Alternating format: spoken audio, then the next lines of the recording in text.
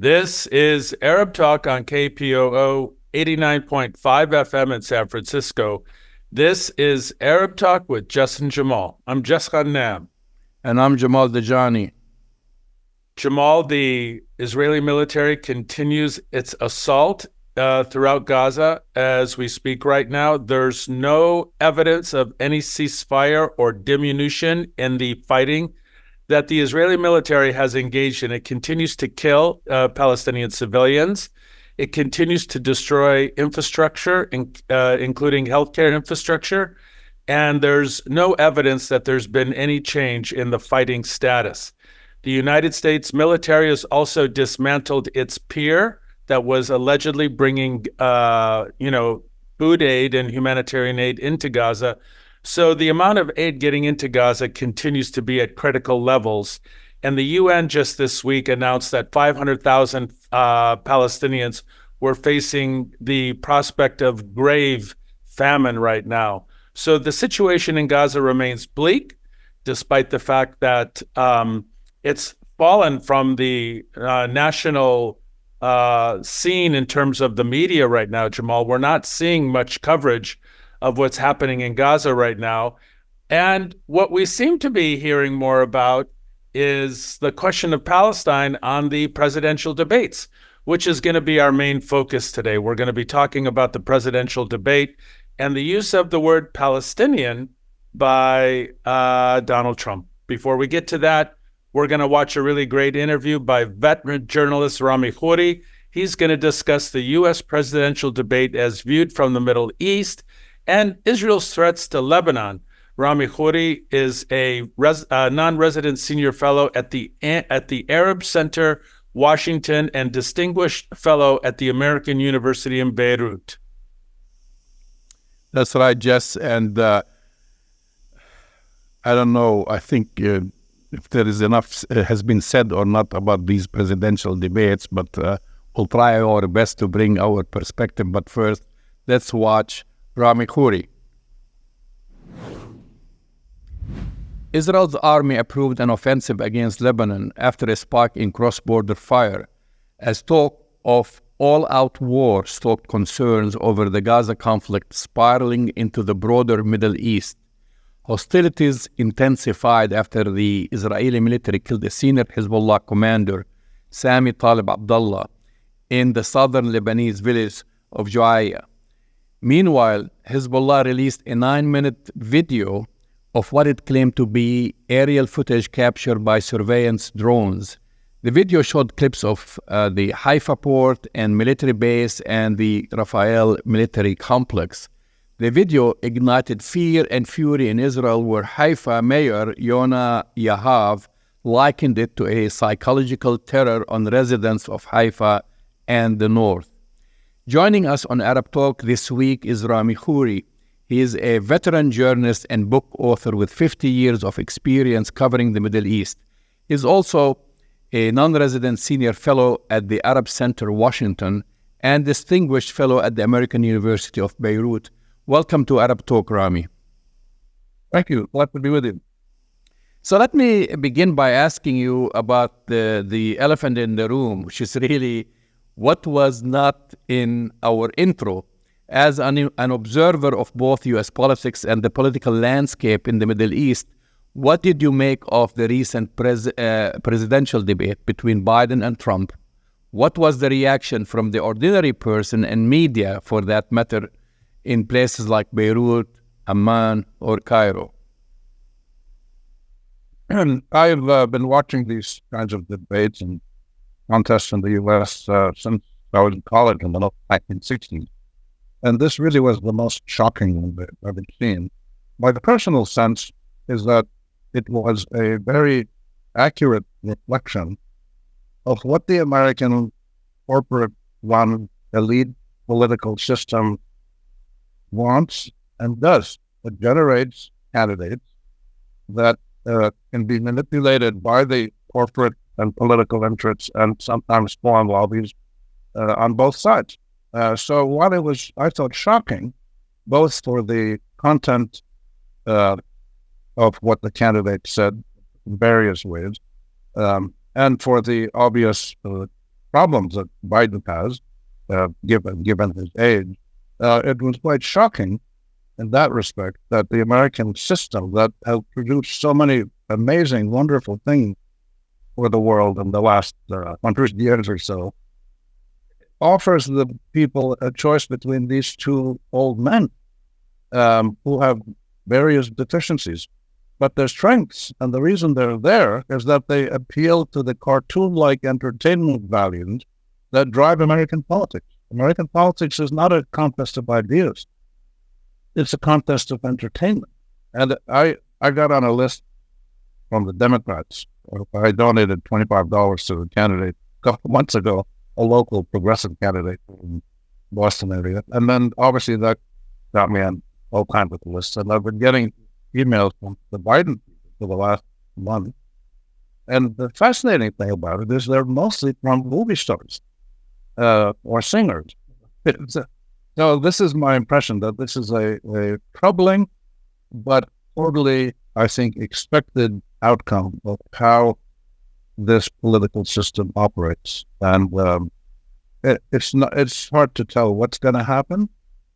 We still hear a lot of requests that Biden should step down, but also a lot of people are rallying around him. My sense is that he probably will step down once the evidence is ironclad for the people who run the Democratic Party, who we don't actually know who that is. This is one of the problems. There's all these advisors and donors behind the scenes that are not out in the... but once they see that Biden has lost a tremendous amount of public support, with credibility, my suspicion is they'll change him, but it's hard to tell. How was it covered in the Middle East? I mean, I know you monitor Arab media and so forth. And what do you think? I mean, you lived in Beirut and Amman and other places. What's the average person, I mean, who's not as sophisticated as you are and who sits and watches either segments of this debate or the entire debate? And what do you think what's their reaction?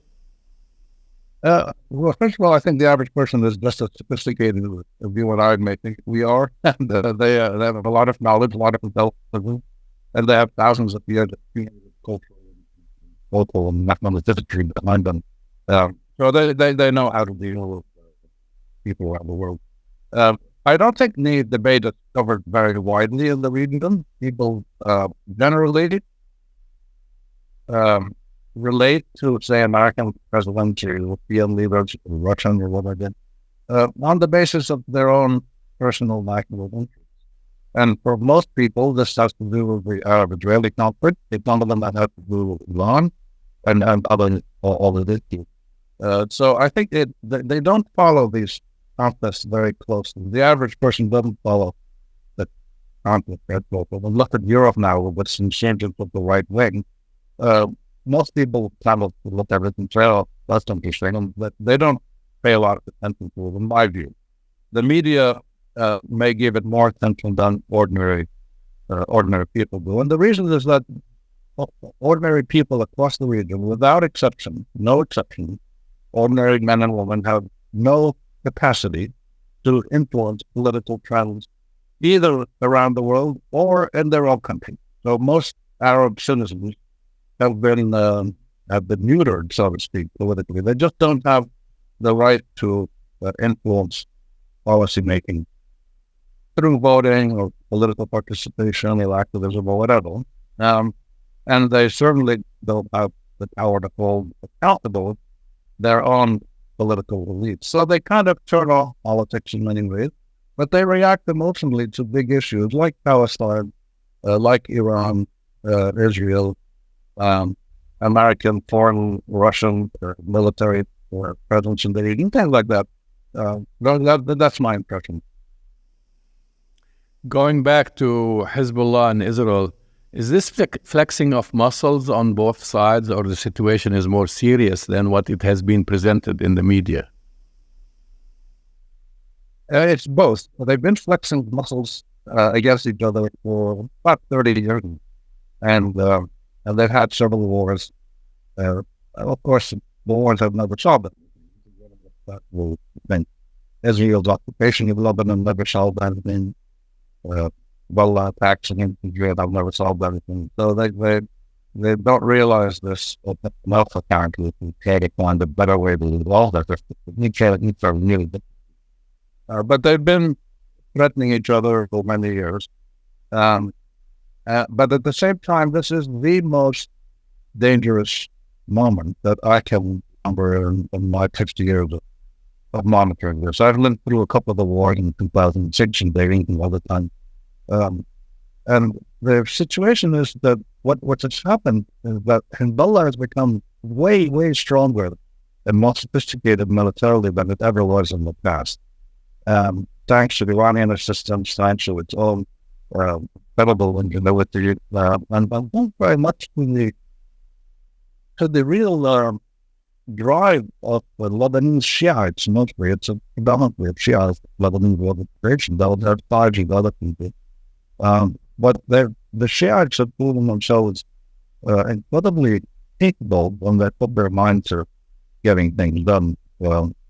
And the improved capabilities militarily, electronically, and in other ways that Hezbollah has developed over the last 3 decades, those improved capabilities are on display now. They showed the video of people which showed what they can do. They can evade Israeli detection.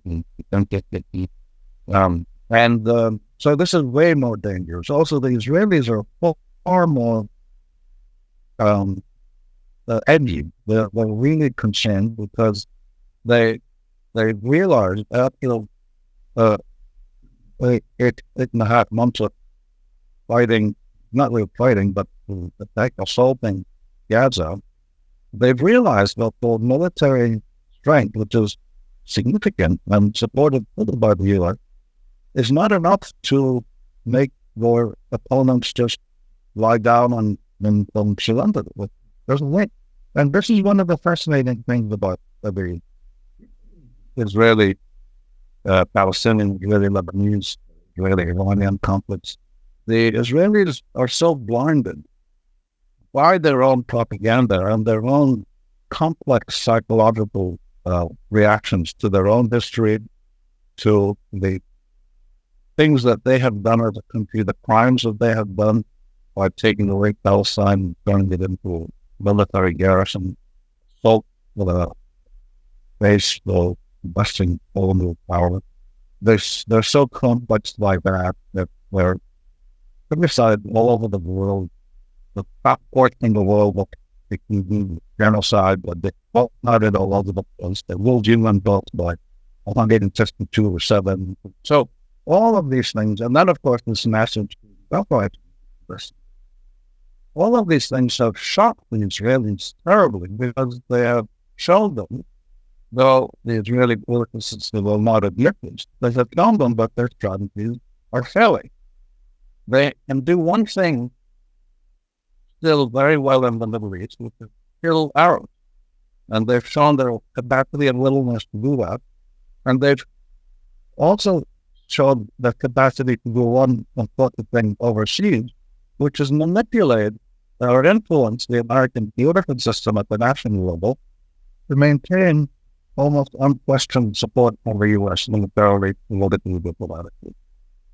And this is what has allowed them to keep doing this. But after almost a century with this, with their lies and propaganda and all of the ways that they've succeeded to achieve this point of immense military strength, ignoring international law, being able to rely on American almost total support in Congress and the White House because of their effective lobbying and manipulation, they have not realized that this policy has pretty much run out of steam. It just doesn't function as well as it used to because of all the other dimensions of politics and life in the U.S. and Europe, globally in the region. They're losing on everything, whether it's litigation in the courts, international votes at the UN, populist boycott movements, rebellions by progressive Jews, coalitions of people all over the U.S. and North America who are coming together to challenge the Israelis and demand a ceasefire. So on every front, including the military front here, Gaza, Hamas is still fighting after 8.5 months of allegedly the Israelis destroying them. They're still coming out with attacks against the Israelis with some sophisticated new weapons and not being used. Quite extraordinary. And this is because of the same reason that Hezbollah has become stronger, right? And saw the law that weapons in Yemen have started to be active. It's because when people are subjugated and degraded and dehumanized, as many Arabs are by the Israeli Americans, they react. They don't just sit down and roll over and play dead. They react. They fight back. And this is, of course, what Jews have done throughout history, and what Americans have done throughout history, except they're blinded by their insistence, their insistence on covering up their own criminal complicity in one of the greatest crimes of the last century, which is the theft of Palestine, the imposition of the Zionist military state, which extends threats all over the Middle East, to Lebanon, to Syria, to Iran, to other places. They're just blinded by what they've done and their vulnerabilities that they won't admit, but they feel well. And their reaction in Israel is more killing, more threats. And this is what you're seeing in Lebanon, on the Lebanon-Israel border. More threats, more genocidal threats. We're going to obliterate Hezbollah. We're going to send Beirut back into the Soviet. They've been saying these things for years, and they just don't recognize that, well, they once ran South Lebanon. They laid siege to Beirut. They forced the PLO out of Lebanon years ago. They fought war with Hezbollah, and they're still unable to get the kind of compliance by Hezbollah that they demand, which is that Hezbollah stop, challenging them or attacking them in small places here or there in northern Israel, because human beings don't do that. So this is the definition of racism, that you have a sense that you act in a righteous way, you're a normal human being, you defend yourself, but you don't see other human beings reacting the same way. You see them as lesser beings, as closer to animals, which is an analogy that the Israelis routinely use these days. They call them animals, call them beasts, call them savages, starve them, whatever. They do all these terrible things and kill them by the tens of thousands. So this is, I apologize for my long answer to your question. So you're getting the same routine threats on both sides, because both sides are willing to fight if they have to, and they're both able to fight. But at the same time, the consequences of it all out war now are so dangerous because of the heightened capabilities on both sides that people are really trying to be careful not to accidentally slip into a big war. Nevertheless, I mean, you've talked about what the Israelis are doing, and then basically the counter-Israel genocide in the United States and grassroots movements across the globe demanding a ceasefire, and the ICC is about to issue warrants, maybe or maybe not, for Benjamin Netanyahu and his defense minister. We still have a lot of support right here in the United States within Congress and within the administration. We've seen that during the debate, who's going to be a stronger friend to Israel.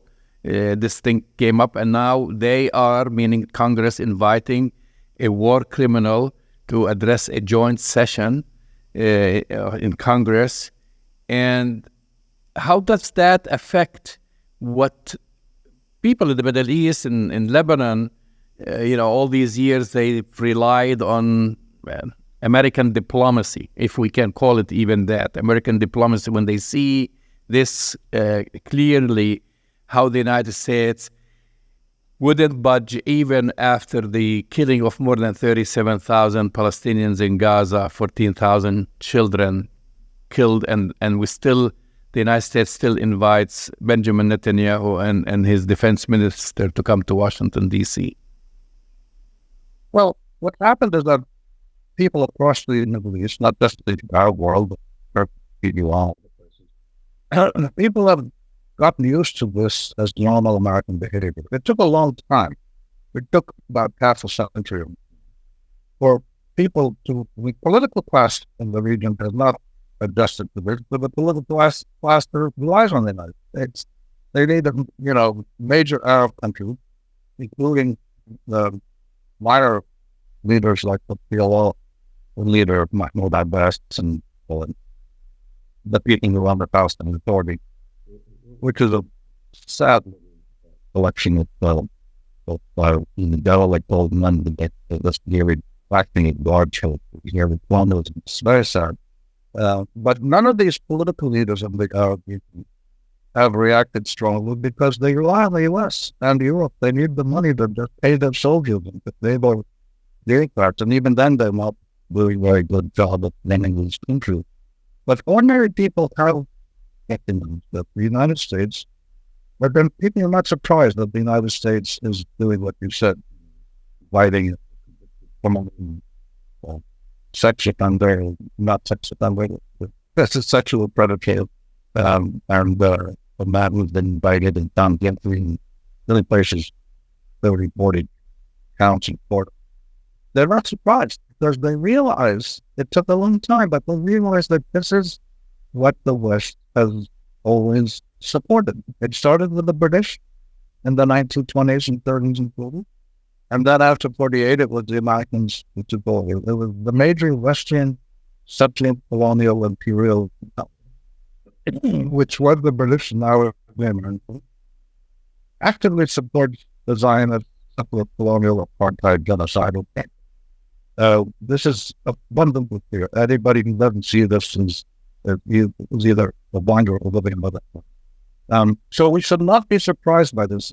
This is basic routine behavior by the United States. And Biden is the classic example of that. You did say one thing, though, which I think is important and correct, or I agree with, is that the ability of Israel to influence the Congress and the executive is still very strong. But that's the only place in the United States where slavery. And other arenas, public opinion, the media, labor unions, churches, among the Jewish community, Black people, Hispanics, in all other arenas, students, young people, the United States is no longer automatically supporting what Israel is doing. Only the Congress and the executive branch remain fully committed to what Israel is doing and what Israel wants. And the reason is because that's the same thing that the American political elite has always wanted, but they've supported, like the British did, they've supported this colonial sect of the Zionists taking over the land of Palestine, and the 93% direct majority of them found and ruled it in Nuremberg and have not been in the 20th century. The U.S. has always supported this. So they say different things. They talk about states, some Palestinian bringing field, but they're liars. These are political people. Political people are not like ordinary people like you and me. When we say something, we genuinely feel it, stick by it. When politicians say things, they don't. And it's also taken a long time for people around the world to grasp this. The Israelis understood it very early. The Zionists, they worked with the British and then with the Americans behind the scenes to get the influence that they needed in political circles. And they did it through pretty much legal ways. It wasn't like they were, surreptitiously doing criminal things. They lobbied, they did public relations, they donated to campaigns, they invited people on visits. They did all the basic hard work of public relations and political activism that anybody is allowed to do in these Western societies that are quite open and open to this kind of thing. They did it. The Arab Palestinians did not, and still don't, essentially. And therefore, they had this tremendous continuity in U.S. support for whatever they do. Even now, the genocide, even after the genocide had been noted by two parts of authorities in the world, the ICC and the ICJ, the U.S. still gives Israel everything it wants, and it's not pushing their ceasefire. Just talks about it, but doesn't really. And so we need to figure out, how do we react to this reality? The reality being that the West actively wants to achieve the same goals of the Zionists and Israelis, just to wipe out the Palestinians and maintaining control of all that, influence others in the region, world outside of the world. So this is the real challenge. And this is one of the great tragedies of modern Arab political life, that the political elites across the Arab region have never achieved, nor have they really ever tried to understand what they need to do to counter the Zionist Israeli pressures in the West that have brought the West to being such a steadfast, powerful supporter of Zionist settler colonial ethnic content, apartheid, and genocidal actions. During our phone conversation earlier in the week, you've mentioned that you were impressed by the grassroots anti-war and anti-genocide movement in the U.S., led by Arab Americans, anti-Zionist Jews, and people of color. Talk about this, and why aren't we seeing this level of activism in the Arab world? We're not seeing this level of activism because it's not allowed. Well, the political elites in the Arab world control the political systems, either call or income behind the scenes. They don't want their people to be able to go out on the streets and mobilize and socialize for generations on political action to achieve their rights. We saw in the Arab uprisings from 2010 to 2014 or so, even though they didn't get into in 2010 to 2014, they lingered during 2017, 18 protests in many other countries. Not a single one of those uprisings succeeded. Briefly in Tunisia for 3 years, but then the right-wing power structure came back. And the Arab countries do not, the political elites that control our political system don't want the people to have rights, politically. They want them to be able to choose from 25 different kinds of fried chicken shops and buy and sell real estate as much as they want, and go shopping to 17 gigantic grocery stores, department stores in their neighborhood. But they don't want people to be politically active. They want the Arab political power structure to transcend the Arab population from citizens into consumers. They're allowed to consume, but they're not allowed to act as citizens. So that answers that part of the question. What I've been impressed by in the U.S. and Canada and parts of Europe and other places, and the South, as you all know, South Africa and Indonesia and other places, it has been the instinctive pushback by so many kinds of groups that have come together since October. It started before that. It started really in May, June 2020. That was the turning point in this modern conflict. When you have the South parts and you have the ships of black and civilian Palestinians everywhere in the world spoke with the same voice. May, June 2021, you suddenly turned the point. Because people trained Palestinians, but their allies had realized what was going on. And ever since then, we've seen serious mobilization by groups and many sectors of society, legal aid societies, taking Israelis and others to court, popular activism on the street, marches every weekend all over the world, voting registration cards, which started 20, 30 years ago, but eventually in the primaries this past 4 or 5 months, in the U.S. primary elections, you saw the uncommitted vote make a huge breakthrough and scared the daylights out of the Democrats. And in other fields of action, or public relations, media, or education.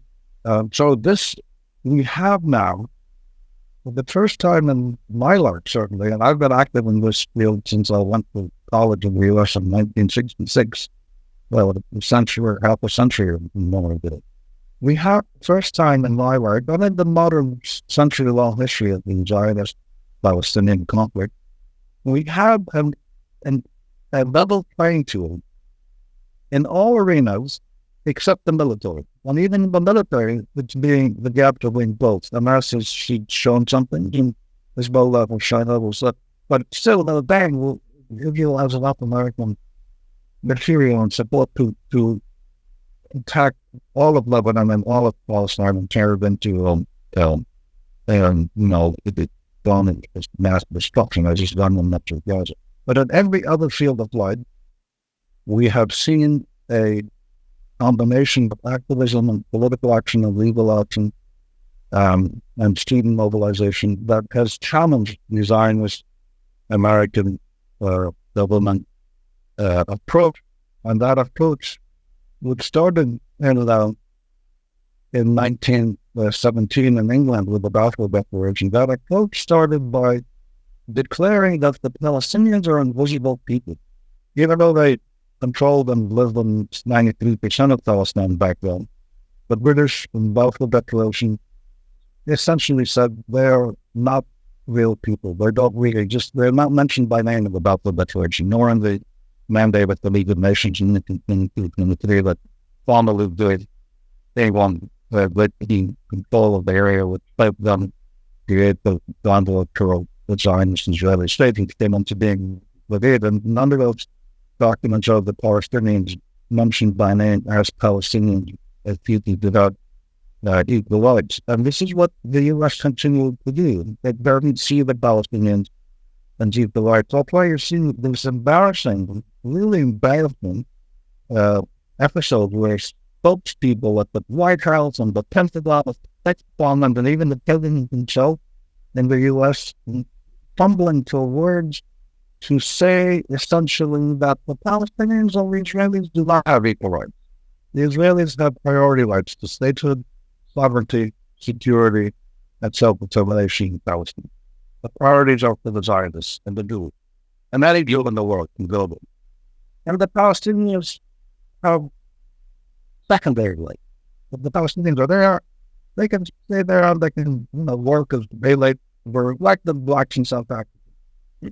So this is really the pattern that has become so clear now, but it is being challenged for the first time ever by all of these groups, or most of them Palestinian-led, but not all of them. You have American church groups, Black American Zionists, non-Zionists, Jewish progressive groups, Hispanics, labor unions, all kinds of groups are working actively, using the law, using the public arena, using political mobilization, voting. Now we've seen that happen with the uncommitted vote. Well, you're seeing this tremendous onslaught of activism to defend Palestine. This never used to be. And it's just in its early stages. It's just getting going. So I anticipate in the months and years ahead, a lot more interaction between the American and Zionist-led movement to silence Palestinians. So the Americans and the American government really are trying to do what the British did in 1917, which is to silence the Palestinians, let them have no voice in the public opinion. And they're doing it here by claiming that, the Palestinian activism is violent, it's scaring Jewish people, it's genocidal, and somebody says in the Gaza, the Jewish students on campus say, this scares me, this is genocidal, they want to withdraw over you, which is nonsense, of course, but nonsense is what has succeeded in the Zionist assault against the American public for the last 100 years. But it's not succeeding anymore. We turned the corner 2-3 years ago. The Zionists have only recently understood this. and they're scrambling to find ways to stop it. And the main way they're doing is doubling their activism against progressive political people. Israel-Lebanon recently involved in his family and walked in Nepal because hey, back here in $20 million. They're scrambling to silence Palestinian voices and pro-Palestinian voices lettered by Americans and Palestinians. And they're also trying to make it a crime by law to support Palestinians.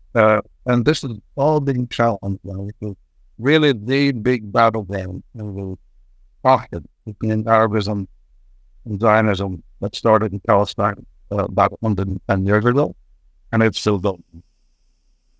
Well, I mean, they're now also, I mean, you're in Cambridge, Mass, and so you're surrounded by elite universities, MIT and Harvard and Boston University and others, and you're witnessing what the administrations have been doing to the students and actually to also the academics that are there.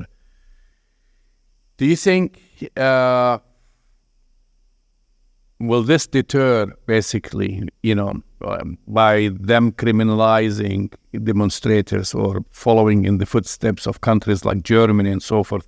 Will this deter the movement? I mean, is this the goal, which is basically unconstitutional, to pass laws and regulations preventing criticism of Israel or the conflation of Zionism with anti-Semitism and so forth, will deter this grassroots movements?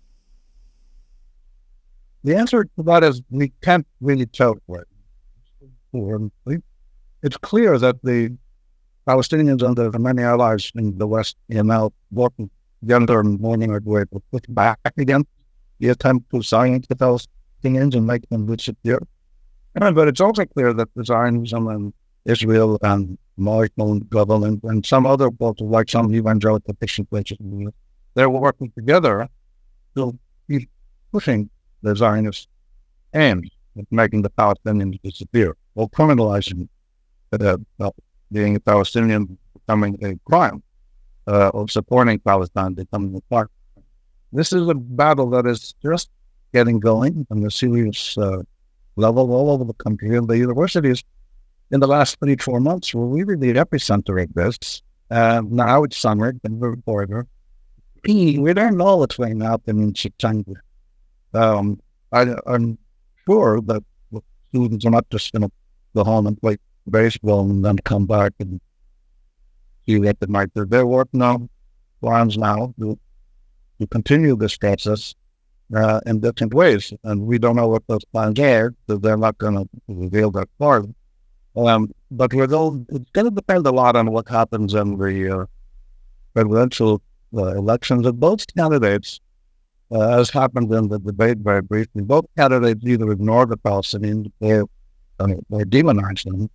Then the protest movements are not going to get very because the political elite in the U.S. with the government support was shown that even at elite places like Harvard and MIT and other places, they will militarize the response to the legitimate constitutional protected dissent and free expression in the United States. That these campuses will bring in the police, they'll take students, support. There's some students of Harvard, University of Chicago, and other places who graduated, but the university don't give them their degree. This is the same kind of the Israelis do in Palestine. The Palestinian dies in prison. The Israelis will not give the party back to the Palestinians. And this is the kind of petty racism that has always defined both the Zionist movement and its American elite that it's supported. It's really a shame. But it's there for a reason. It's there for a reason. The reason is that the political elites in the West benefit from this. But the people who benefit are increasingly smaller number. They're politicians in the Congress, in the White House, in a few state houses. But those people are gradually shrinking. That pool of people who benefited from supporting the Zionist apartheid system, the societal system, those people are shrinking, and the people supporting them are growing. So we'll find out in September where this is going. Now, and the likelihood is that this is going to go on for some years. It's a bit like the civil rights movement, which I remember in the 1960s. When I was in college in the U.S., the civil rights movement was, well, multi-white, more active movement. And it's still going on now. Struggle for women's rights, struggle for climate justice. All these issues are long-term processes of political contestation that aim to achieve some kind of balance in society that was based on justice for all, which is on paper the American way. In practice, the American way was domination by a small, racist, right-wing elite.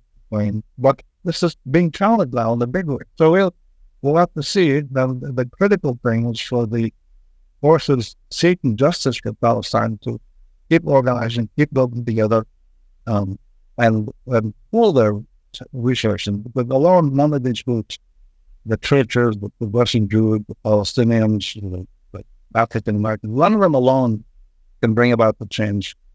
But together they can. So this is going to be a fascinating election, and the presidential election and state election.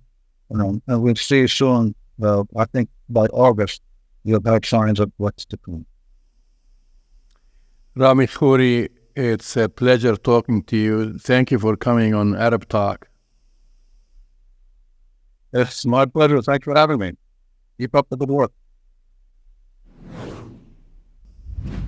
That's the voice and the face of Rami Khouri. He is a distinguished senior fellow at the Arab Center in Washington and a distinguished fellow at the American University in Beirut. You know, Jamal, the view of the presidential debate, according to Rami, from the perspective of the Arab world, is in some ways different, but some ways the same, you know, in terms of what we're hearing in the United States. I felt like his analysis brought another nuanced perspective to our understanding of the debate. That's right. And of course, people really just, when they focus on the debates, they focus on the issue of what's happening in Gaza. I mean, aside from everything else, aside from the theatrics, aside from Trump and Biden talking about their handicap in golf, I think this is something like they're not used to hearing about in debates. But, I wanna talk about also our take on it, because we have a lot of takeaways from the CNN's presidential debate with Biden and Trump. But can I just say, Jamal, was it really a debate? I mean, let's be real. I mean, let's start this discussion by really taking on the question: was it a legitimate debate? Was it a real debate? Did real issues get debated, or was this just personal attacks and an attempt to take over certain elements of the narrative? I'm not sure it was a real debate. And with Donald Trump, it's not clear that there ever will be a real debate of ideas and a battle for ideas. I don't know. What was your take? Well, it's built as such. And at the end of the day, if Biden loses in November's election, it's going to be recorded in history that it just took 10 minutes to destroy his presidency. I mean, that's, if you watch, for those who didn't agonize and watch the entire so-called debate, the first 10 minutes were very telling. It was a clear political disaster. And I don't know how you can walk this back, which the Democrats are trying to do, coming with different excuses, that he wasn't feeling well, or nighttime is not his best show, and and what he tried to deliver later on in front of a friendly audience and a very scripted speech, saying that once you fall, you get up, and then President Obama saying, well, it's only like, he could lose one debate and whatever. But I think this was really horrendous. I mean, I don't know what can you say anything about it, but it's historically it's the weakest performance since JFK and Richard Nixon started the tradition of televised debates in the 1960s. Yeah, and the Nixon performance was terrible, and for historians who covered that debate, they universally conceded that particular debate is the reason John Kennedy won the presidency. And it's interesting. It was a horrific debate performance for President Biden, no question about it. There's no way any of his surrogates, including President Obama and Kamala Harris, could undo the catastrophic nature of his debate performance. I mean, Obama says, well, it's just one debate. And Kamala Harris said, well, he was off to a slow start. That's complete rubbish, Jamal.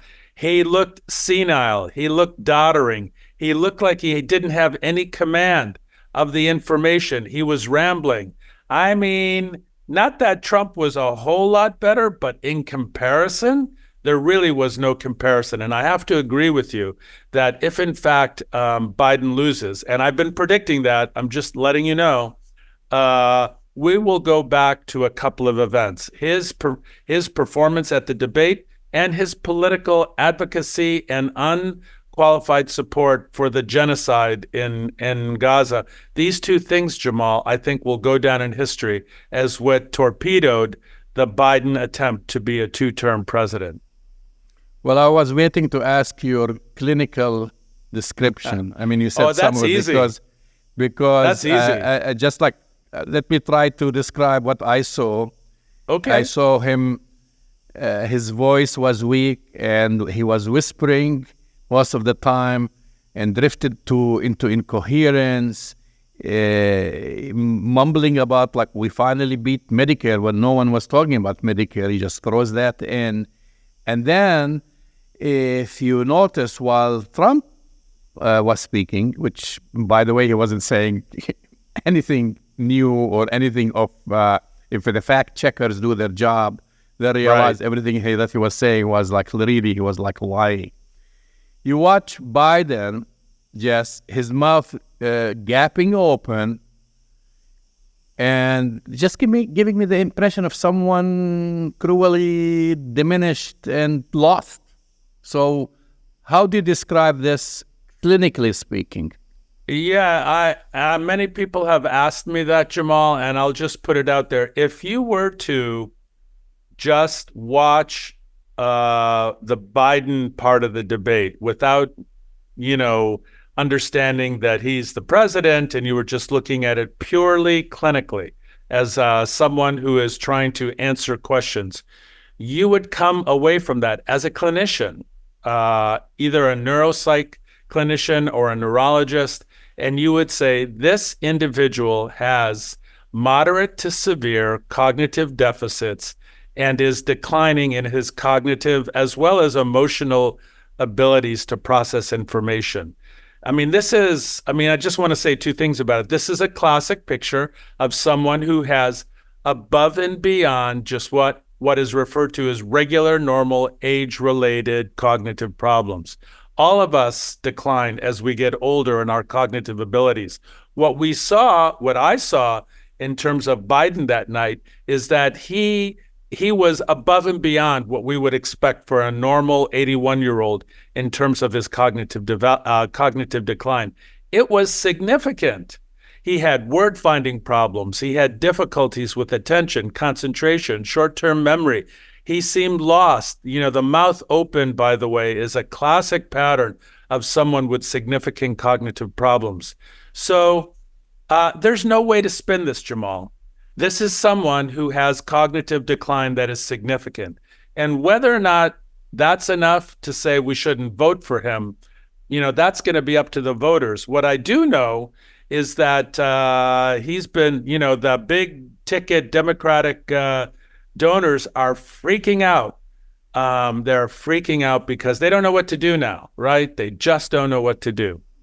Just assuming Biden was the smartest person on earth, and the word was, 10 years ago, will you allow him, if he was the best pilot on earth, to fly you overseas, or even drive you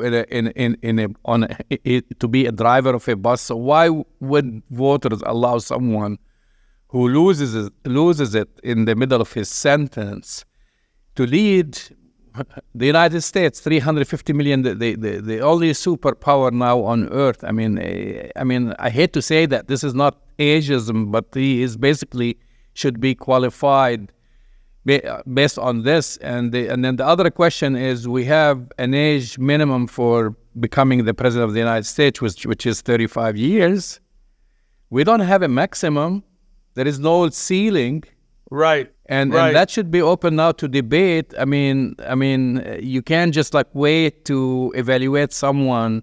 I mean, there are, like our last guest, Jess, right? He was 94 years old. Right. That's a good example. Richard Falk is 94 years old. And he's sharp as a tack, as we say. Exactly. But you cannot guess. You cannot roll the dice. Are you going to get someone like him? Or, shouldn't there be an age maximum? Like, I'm not sure. I'm not over sure there 75, should be you cannot run, because, no, like as I said, it's not age. Well, pilots, for example, like if you flew for United Airlines or wherever, they have age limits. You cannot fly over an age. I forgot what's the age, 55 or 60 or something like this. Right, but that's because of hand-eye coordination, which does diminish over time. But I think for running for office, especially the highest office in the land, it's not necessarily age because, as you rightly pointed out, if you watch Richard Falk, who's 94 years old, the man is as sharp as a 30-year-old in terms of his cognitive abilities. So it's not necessarily the age, but what it is it's the cognitive ability, because there are 50-year-olds, Jamal, who have cognitive deficits, or what we sometimes call early onset dementia, who are in their 30s, 40s, and 50s, who can barely do what Biden did. So I think the issue is not so much age, but there needs to be some assessment of someone's cognitive abilities. And by the way, Jamal, debate and being able to speak spontaneous like that is a great test of your cognitive abilities. I mean, I just want to say one thing really quick. When you get older and you have these cognitive deficits, people's own assessment of their cognitive deficits are typically this: I'm fine. Everything's good. Until they crash a car. Yeah, I mean, this is the classic thing that people with cognitive deficits portray. When you ask them, hey, do you have some difficulties with your memory and your attention? They will say, Jamal, those especially with significant problems, everything's fine. I'm really sharp. And we know from some of the inside reporting that Biden has been telling his senior advisors that he's fine. And you saw that in the talking points afterwards. Everyone said, it's just one time. This was not a one-time thing, man.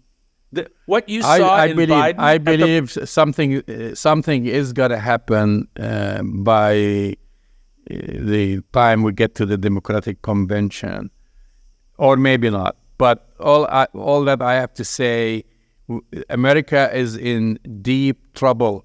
We have Biden, who basically just cannot lead the country based on his mental capacity. And we have a twice impeached, convicted felon who is now the alternative, because both the Republicans and the Democrats squeezed out all the alternative, like third-party candidates, whatever. They won't even allow them to come on the stage to debate, basically. And I think we are in trouble. I don't know what to tell you. You have these two options. And unless the Democrats field another candidate, last minute kind of, which is possible, it's possible. And first Biden has to say, well, I don't want to run. They just can't push him out. I mean, they could, but it won't look good. We're in real. People don't realize. To me, like seeing that, we're like in the worst kind of presidential race that I've seen in my entire life. And No, I think you're right. I think you're right, Jamal. There's no good solution. There's no good options because historically the United States refuses to engage with, to go outside of the two-party duopoly, that we crush all third party or fourth party or alternative parties for our elections. We're stuck in this two-party system, which we're seeing the problems with it front and center in this presidential election. I mean, either option is terrible. And I'll tell you, even if the Democrats pick somebody else, people don't like Kamala Harris, Jamal. I mean, she would not. It's not as if Kamala Harris would win. Well, we're going to pick on this discussion next show and the following show because we're running out of time. You've been listening to Arab Talk on KPOO San Francisco 89.5 FM. Go to our website, arabtalkradio.com, to download the latest shows, and we'll talk to you next week. We'll see you next week.